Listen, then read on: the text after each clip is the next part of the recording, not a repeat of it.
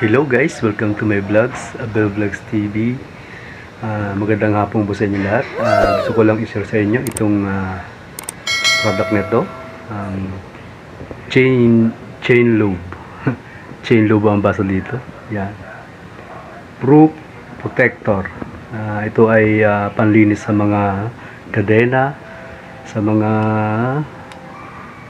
yan, may mga nakadrawing dito. Yan. Wow! Meron siyang sa mga motor, sa mga yan, nakikita dito yung kadena. I-try natin, gagamitin natin to sa e-bike para mas gumanda yung kanyang ikot tsaka yung pagtanggal ng kalawang. Sabi kasi dito ay extra clean to reduces sling up and friction. Yan. Kaya guys, let's go.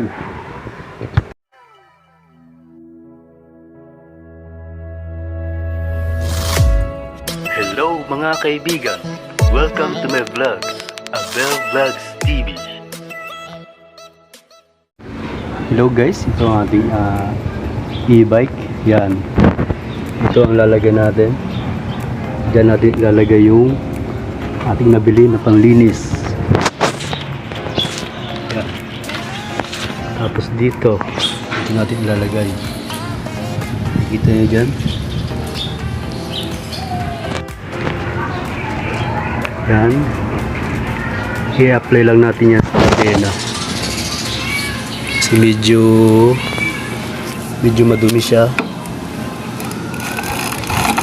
Para medyo lumambot ang kanyang ikot.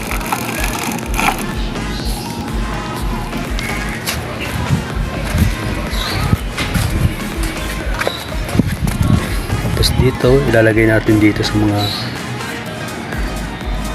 mga tornilyo para panlinis.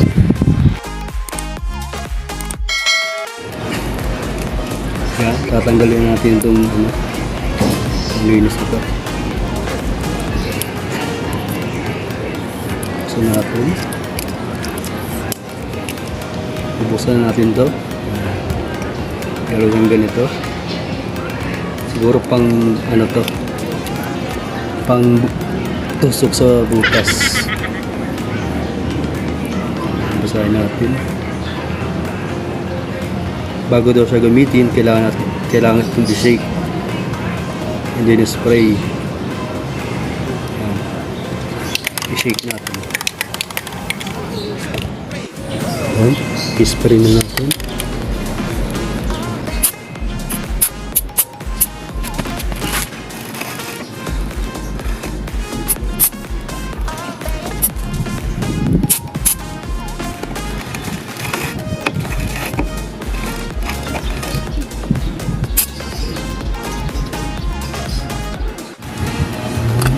Apply lang natin ito.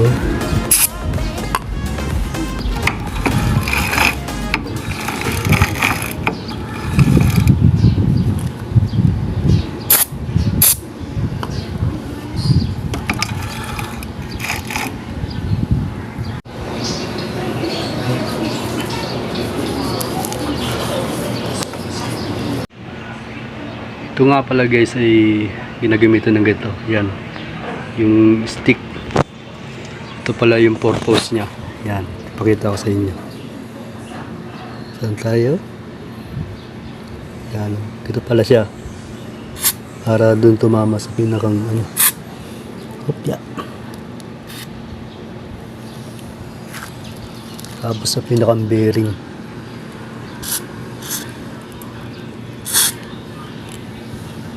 Yan, para gumaan ang kanyang takbo. Yan. Ligyan natin to.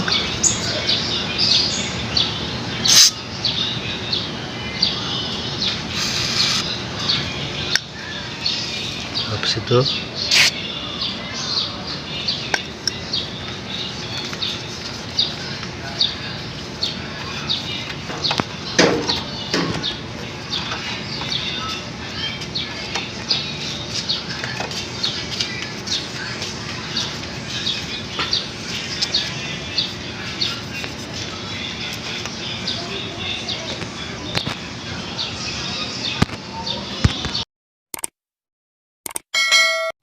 Okay guys, maraming salamat sa panonood ng ating video ngayon. Ganun lamang po ang ating ginawa para pang-maintain na din sa ating e-bike.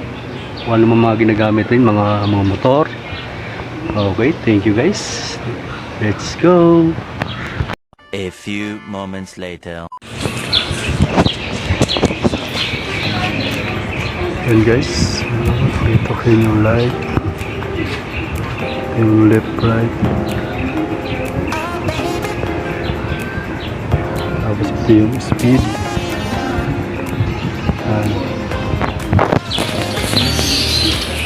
tapos ito yung ilaw, signal light, flasher.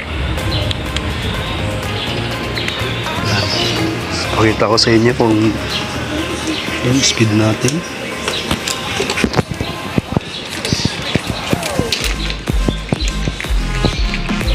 Buksan natin.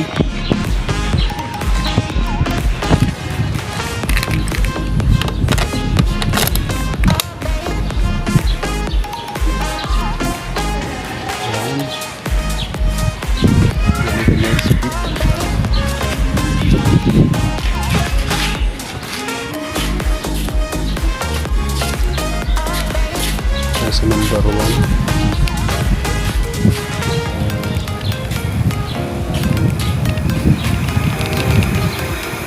Yan, 35 speed sa number 1. Tapos sa number 2. Sa number 2 na siya.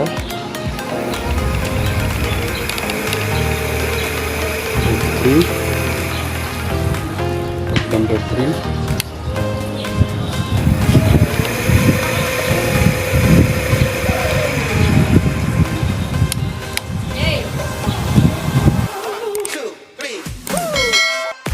Okay mga kaibigan, tapos na tayo sa ating paglalagay na ating product na nabili natin sa Unisan. Sinubukan lang natin ito kung ayos ba itong gamitin. Ang Chenlove. At yun mga kaibigan, malalaman natin kung maganda ang pakibo, kung medyo mag-freewheel ang ating e-bike dahil medyo parang gumaganit na. Siyempre, dahil kailangan natin ng magandang maintenance, ay tinaray natin itong product na ito. Hindi tayo nagpo-promote ng product, pero sumusubok lang tayo, mga kaibigan. Sa only 100 pesos. Yan.